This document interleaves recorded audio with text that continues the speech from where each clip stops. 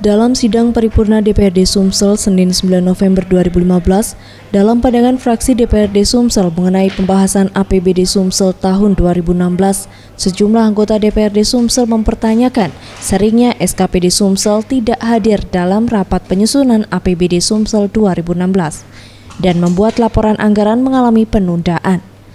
Terkait hal tersebut, Sekda Sumsel Mukti Sulaiman membantah hal tersebut. Ia menegaskan setiap rapat anggaran terkait APBD Sumsel sejumlah SKPD selalu hadir. Namun, yang tidak hadir dalam rapat tersebut banyak dari instansi vertikal seperti BPK, BPKP, dan Dirjen Pajak. Yang banyak tidak hadir itu instansi vertikal, BPK, BPKP, Dirjen Pajak, ya, KPU, itu kan.